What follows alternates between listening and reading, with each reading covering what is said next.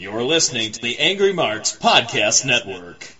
As I was saying, Wildfire Tommy Ritz is with us, and we're having a great old time with Tommy, listening to some of the crazy stories of the South and the NWA.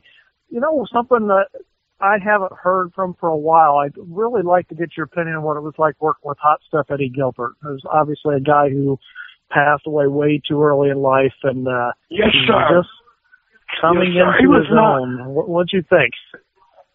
He was a great.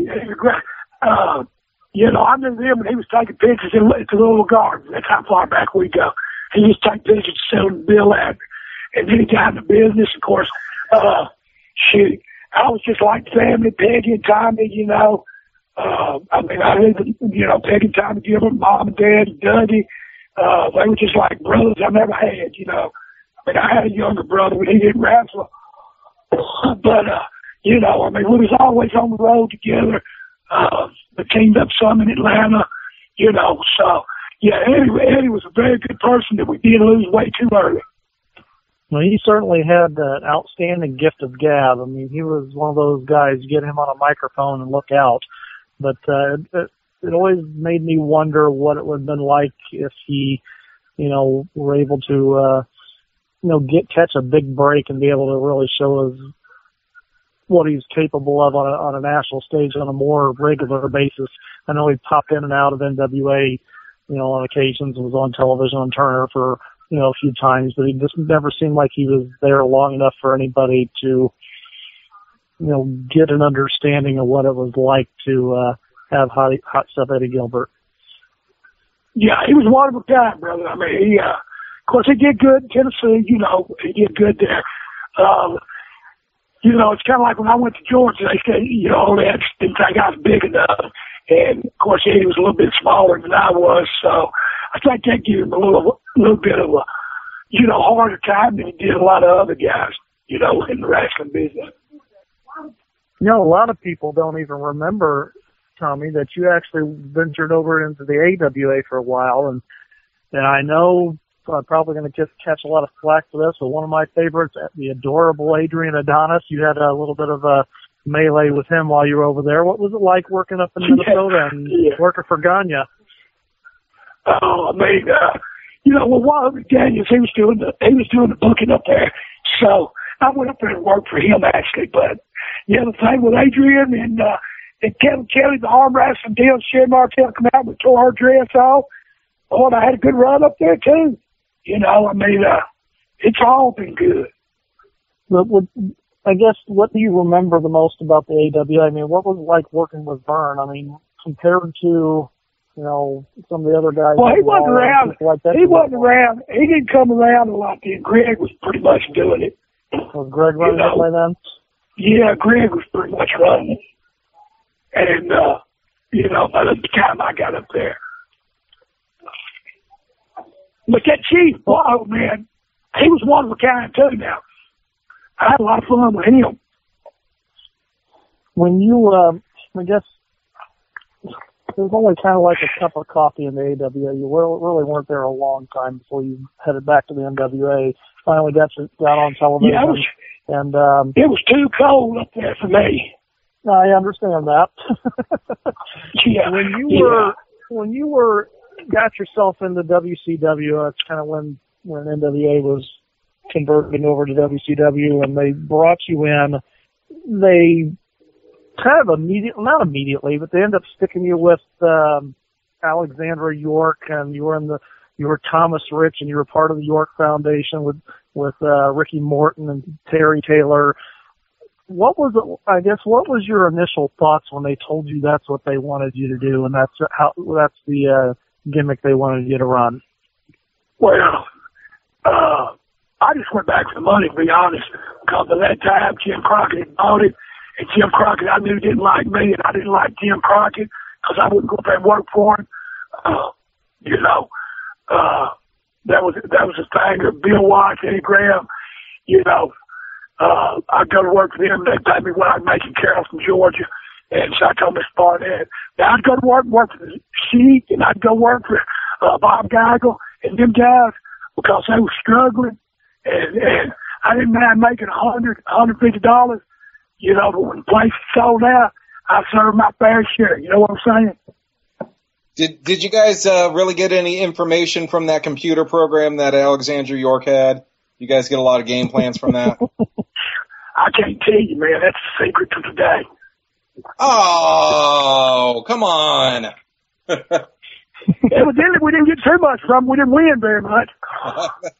That's true. That's true.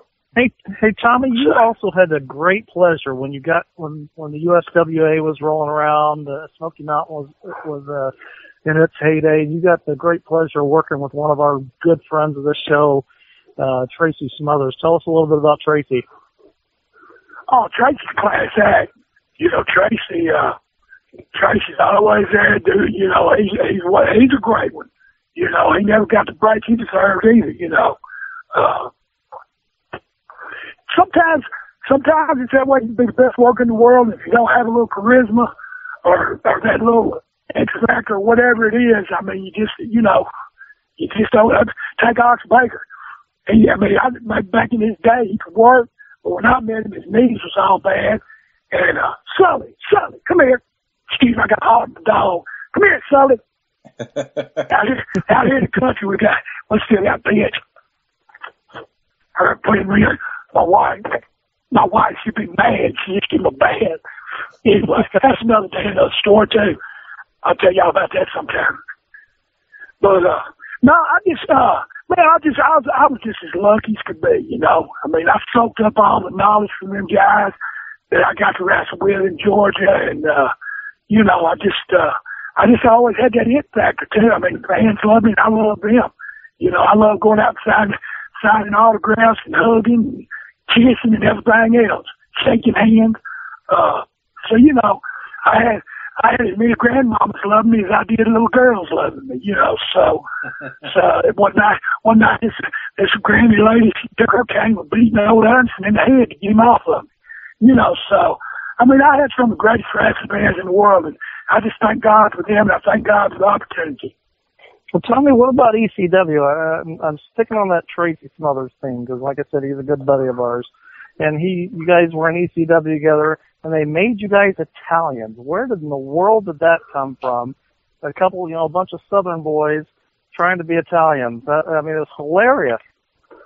Yeah. Well, they'd had that F.B.I. out there before, but none like us. See, they didn't reach like we get over that good, but we got over really good. Tracy, was it? I guess Paul Lee. Paul, okay. I guess. Hang on.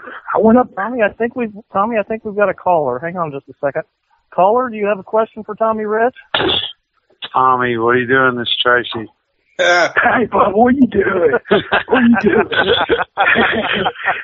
I was just unwinding. Got to go to bed here in a little bit, get up early in the morning, do my little workout, and go to work. And Rick messaged me, said you was on the show here. How are you doing? Shoot, life's good, brother. I mean, I can't complain. Don't do us no good to complain anyway. I hadn't seen you since I guess the Fan Fest at Greg Price's a couple years ago. I believe it was. Yeah. There. How's that? Yeah. Hey, how's your grandbabies? How's your daughters, Terry and everybody? I got 8 of them, one in the oven. 8 grandkids and one in the oven. I almost got a football team. Yeah. Oh my gosh, are you serious? 8 now? Got a baseball team. That's awesome. Yeah. I guess. Hey, Tommy. Tracy, what do you remember the most about working with this guy? I mean, you guys ran around for quite a while in a few different promotions together. I learned so much. That F.B.I. gimmick and yeah, I learned so much from Tommy and how to get over and how to work. Working with him in the ring, with him as partner, whatever it was, in the car, everything. I mean, he knows this business up and down, knows how to draw money and to do a lot of money. And, you take things for granted. You see people every day, and now, hardly ever see or talk to him anymore. It's just too bad. Yeah, that's wild, bro. Yeah. Lose so many friends, so many guys have died here lately. It's just horrible.